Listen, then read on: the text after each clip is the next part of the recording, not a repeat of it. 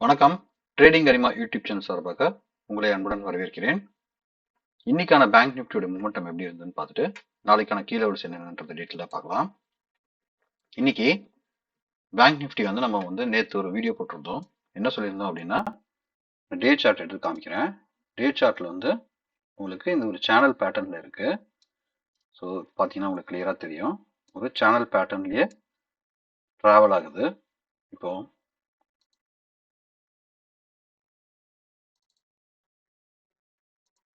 கரெக்டாக பார்த்தீங்கன்னா உங்களுக்கு ஒரு பாத்வே தெரியும். இப்படி ஒரு சேனல் பேட்டர்ன் தான் உங்களுக்கு டிராவல் ஆகிறது கிளியரா தெரியும். இந்த சேனலை விட்டும் திருப்பி மேலே போயிருக்கு. மேலே போயிட்டு இப்போ சேனலை விட்டு கீழே வந்துருக்கு. லாஸ்ட் டைம் சேனல் விட்டு இவ்வளோ தூரத்துக்கு கீழே வந்திருக்கு. அதே சமயத்தில் சேனலை விட்டு கிட்டத்தட்ட நீங்கள் ஸ்கேல் பார்த்தோம் அப்படின்னா சேனல் பேட்டர்ன்ல இருந்து கிட்டத்தட்ட ஒரு 500 பாயிண்ட்ஸ் கீழே விழுந்திருக்கு. அதே மாதிரி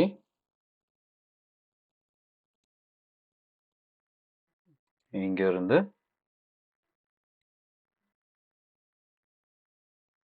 க்ளோஸ் டு 700 பாயிண்ட்ஸ். ஓகேங்களா? அப்புறம் இப்போ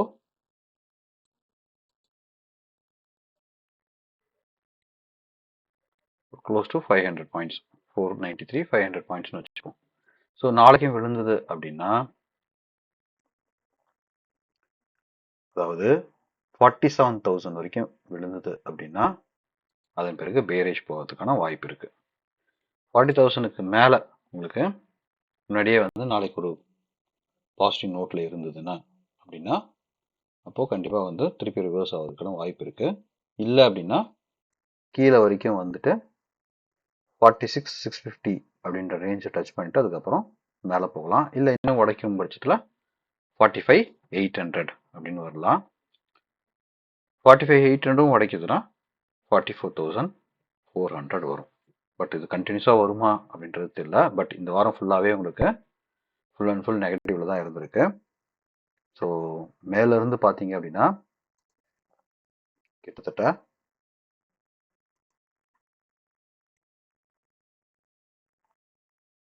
க்ளோஸ் டு 250 2,500 பாயிண்ட் கிட்டத்தட்ட இறங்கியிருக்கு.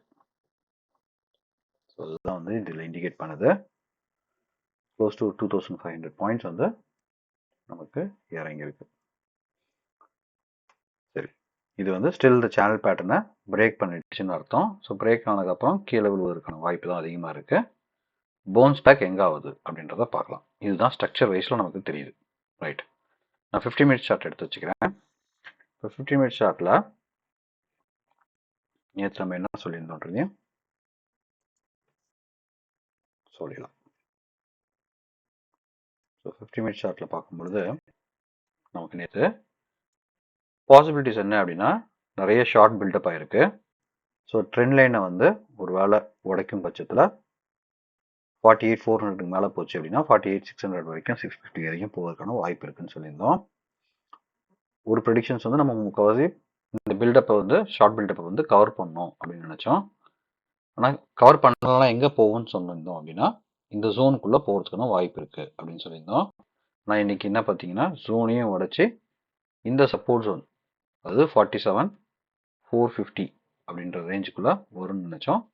பட் 47,437 வரைக்கும் நியர்பை 47,500ல இப்போ இருக்கு. சரிங்களா? இப்போ 47,500 உடைக்கும் பட்சத்தில் எங்கே போகும்னா 46,650 அப்படின்ற ரேஞ்சுக்கு போகும். ஸோ நாளைக்கு 47,500 உடைக்குதா அப்படின்றத பார்க்கணும். 47,500 உடைச்சது அப்படின்னா நாளைக்கும் ஒரு இருக்கும் பட்சத்தில் நெகட்டிவ் ட்ரெண்டாக இருக்குன்னா 47,000 ஈஸியாக வரும். ஸோ 47,000 ஒரு சைக்காலஜிக்கல் லெவல். ஸோ அங்கே என்ன நடக்குது அப்படின்றத பார்க்கலாம். ஸோ ஃபஸ்ட்டு 47,450க்கு கீழே போய் உங்களுக்கு 15 மினிட்ஸில் க்ளோஸ் வைக்கும்போது என்ன நடக்குதுன்றத பார்க்கலாம். சரி, இது நேற்று நடந்த விஷயம். இன்னைக்கு பார்த்தீங்கன்னா, அதாவது நாளைக்கு என்ன அப்படின்னு பார்த்தீங்கன்னா கெமரலா பிவர் பாயிண்ட்ஸ் என்னன்றதையும் பார்த்துடலாம். கெமிரல் ஆஃப் பிவட் பாயிண்ட்ஸை பொறுத்த வரைக்கும் நாளைக்கு ஒரு க்ளோஸ் ரேஞ்சு டவுன் ட்ரெண்டில் தான் இருக்குது. ஸோ அப்படி விழும் பட்சத்தில் நாளைக்கு எவ்வளோ தூரத்துக்கு விழுவதுக்கான வாய்ப்பு இருக்குது அப்படின்னா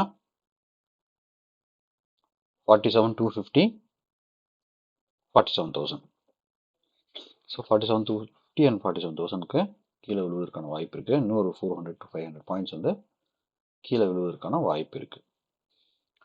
ஒருவேளை பவுன்ஸ் பேக் ஆகுது அப்படின்ற பட்சத்தில் நமக்கு 47,800 இந்த ரேஞ்சுக்கு போவதற்கான வாய்ப்பு இருக்குது. சரி, இது வந்து கெமிரல் ஆஃப் பிவட் பாயிண்ட்ஸ் பற்றி சொல்கிறோம். பட் நமக்கு விவேப் தான் கிளியராக நமக்கு இண்டிகேட் பண்ணோம் என்ன பண்ணுது அப்படின்றத பார்க்கலாம். ஸோ விவேப்பை பொறுத்த வரைக்கும் உங்களுக்கு டுவோர்ட்ஸ் இயர்லி விவேப்புக்கு அட்ராக்ட் பண்ணுறதுக்கான வாய்ப்பு இருக்குது. அப்படின்னா 47,000 டச் பண்ணுறதுக்கான வாய்ப்பு நிறையாவே இருக்குது. ஸோ 47,000 கீழே இறங்குறதுக்கு 47,000 ஒரு 400 பாயிண்ட்ஸ் 450 பாயிண்ட்ஸ்ன்றதுனால ஸோ ஈஸியாக வந்து 47,000 டச் பண்ணுவதற்கான வாய்ப்பு நிறையாவே இருக்குது. சரி, ஒரு வேளை மேலே பவுன்ஸ் பேக் ஆகுது அப்படின்னா எவ்வளோ தூரத்துக்கான வாய்ப்பு இருக்குது அப்படின்னு பார்த்தோம்னா நமக்கு ஃபஸ்ட்டு 47,900. ஸோ 47,900 வரைக்கும் வருவதற்கான வாய்ப்பு இருக்குது. சஸ்டெயின் வந்து 47,750. ஸோ 47,750க்கு அப்புறம் மேலே பவுன்ஸ் ஆகணும். ஆகி சஸ்டெயின் ஆச்சுன்னா மேலே போகிறதுக்கான வாய்ப்பு இருக்குது. அப்படி இல்லை அப்படின்னா 47,700 கீழே விழுந்தது அப்படின்னா ஈஸியாக 47,000 வருவதற்கான வாய்ப்பு இருக்குது. ஸோ அப்போ நம்ம என்ன பண்ணலாம் அப்படின்னா நாளைக்கு தட் இஸ் இப்போ நம்ம வந்து ஒரு ஸ்ட்ராடலோ நம்ம ஏதோ ஒரு ஸ்ட்ராட்டஜி பிளான் பண்ணுறோம் அப்படின்னா 46,500 46,650 ஓகேங்களா. 46,650 to 48,000 இந்த ஒரு வைட் 2,000 ரேஞ்சில் நம்ம வந்து அயன் ஃப்ளை மாதிரி ஒரு ஸ்ட்ராட்டஜி வந்து ஃபாலோ பண்ணலாம். அதை வந்து டீட்டெயில்டாக இன்னொரு வீடியோவில் சொல்கிறேன் உங்களுக்கு. ஓகே, இப்போ எஃப்ஐயோட டேட்டா பார்க்கலாம். எஃப்ஐயை பொறுத்த வரைக்கும் அவங்க எல்லாத்துலேயுமே வந்து பேரிஷாக தான் இருக்காங்க. டிஐஸ் வந்து இண்டெக்ஸில் மட்டும் உங்களுக்கு வந்து பேரிஷாக இருக்காங்க. ஆனால் ஃபியூச்சரில் இன்டிசிசிவாக இருக்காங்க. ஸோ அதுதான் இதுக்கான கண்டினியூஸாக விழுவதற்கான காரணம். எஃப்ஐஸ் வந்து செல் பண்ணிகிட்டே இருக்காங்க. டிஐஸ் அதை ப்ரொடெக்ட் பண்ணவே அவங்களும் வந்து பேரிஷ் மைல்டு பேரிஷ் மோடில் போகிறாங்க. அதனால் இவங்க ஸ்ட்ராங் பேரிஷில் இருக்கும்போது அவங்க மைல்டு பேரிஷ் இருக்கும்போது ஸ்டில் வந்து உங்களுக்கு கீழே விழுவதற்கான வாய்ப்பு தான் அதிகமாக இருக்குது. சரி, நாளைக்கு இது கண்டினியூ ஆகுமான்னு கேட்டிங்கன்னா ஆறுக்கான பாசிபிலிட்டிஸ் இருக்குது. ஒருவேளை சின்ன ஒரு ஸ்மால் பவுன்ஸ் பேக் ஆகும் பட்சத்தில் நான் சொன்ன மாதிரி இந்த 47,700 ரேஞ்சுக்கு வருவதற்கான வாய்ப்பு இருக்குது. இல்லை அப்படின்னா கீழே விழுவதுக்கு 47,000 வருவதற்கான வாய்ப்பு இருக்குது. ரைட், இப்போது ஓஏ டேட்டா என்ன சொல்லுது அப்படின்றதையும் பார்த்துடலாம். ஸோ ஓஏ டேட்டாவை பொறுத்த வரைக்கும்